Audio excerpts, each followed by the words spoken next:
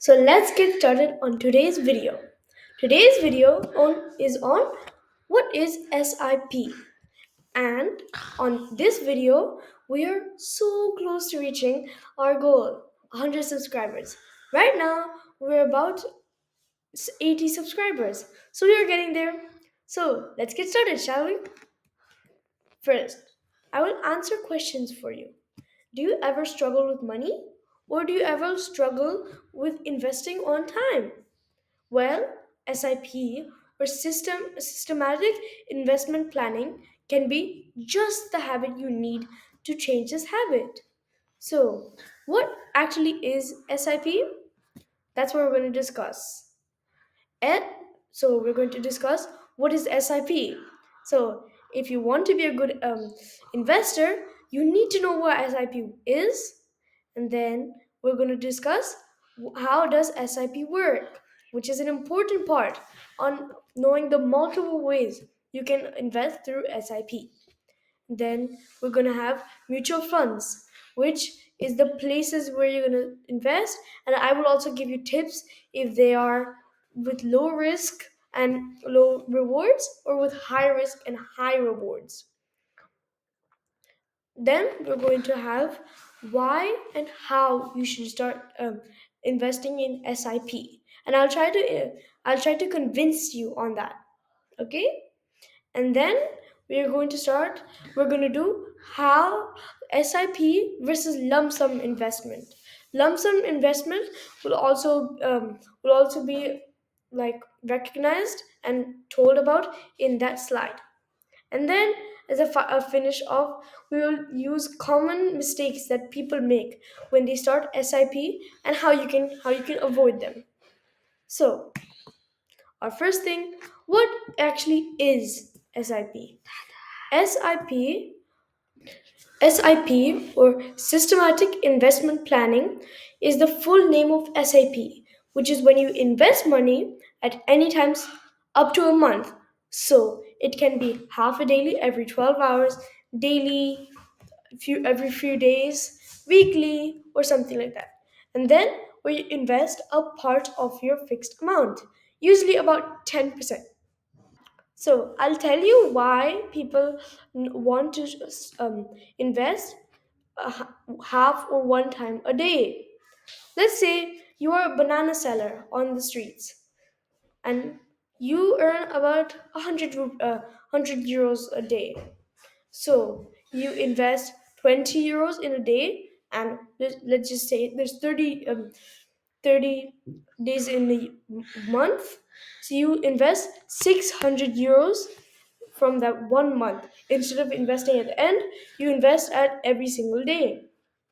And another example of SIP, Jack, a 20-year-old, has a salary of 5,000 euros a month, and he gives 10% of that towards SIP.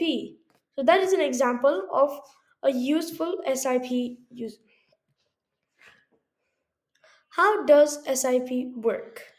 So, you choose a mutual fund, which will be explained on the next slide. So, let me just give you the rundown of it. A mutual fund is a place where you invest in.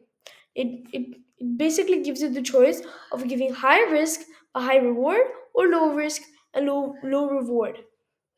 And then you set the SIP amount. Let's say about 10% of your salary shall be enough for most people. But some people, they go more. They go 30, 40% if they really want, if they have good returns. And then buy the amount needed. And so buy it from the SIP place. Get the stocks, get the mutual funds, and then take it out when you need. So when it goes higher and higher and higher, but when you need it, you can take it out and then get the money you have earned. The prices changes, and so you have to also change your ways of buying, getting things accordingly. This is very important. So, as if you buy at the peak of the SIP, and most likely it will go downwards. So, from the place you will buy it, it will go downwards. That means you will have a downfall and you will lose money. And I'll just give you a tip now. Most people they quit when the money is going down. But then, like I said in the start, you buy money at the low place, it normally goes higher and higher. So you have a big income. That small low place can make a big income for you. Okay, now to the question. What actually is mutual funds? Mutual funds and the types of it. Equity funds. Equity funds is when someone goes to a company and that company invests in stocks. Equity funds are comes with a lot of risk. But these funds give a big reward for you guys. So, if you like going all in, then equity funds is one that should work for you. And then we have debt funds. Debt funds are funds that invest in government and corporate bonds. These funds have almost a certain low return. There's no risk, but that will give you low profit. If you don't need the money, a lot of money urgently, these will be good in giving you a profit about small part over long time. And then we have hybrid funds. Hybrid funds are basically a mix of stocks, and they basically um, balance out both of equity funds and debt funds. Which one do you like the most? Let me know in the comment section. Why and how should you start to invest in SIP? First of all, you have to set your goals. Setting your goals is a very important part in SIP. Even if you earn a lot, you wouldn't know where to stop. And that won't make you feel like you've actually earned something, which you have. It might be wealth, children's future, or buying a house. These are some of the most random goals and one of the most popular. But your goal could be anything. These are just some possibilities that you can pick. After that, you have to choose the amount of risk that you're going to put into equity funds. Equity funds, full risk. Debt funds, no risk. Or hybrid, in the middle. Personally, I like hybrid, as it gives a medium return with medium risk. So the I would start investing in SIP as you don't realize that most people they say they can't live on 100, but if they force themselves to, they can live on 90%. This just shows that with a tiny bit gone of your salary, 10%, that it can keep on going and going and going, basically creating money in an endless time lapse. And it just gets better with compounding.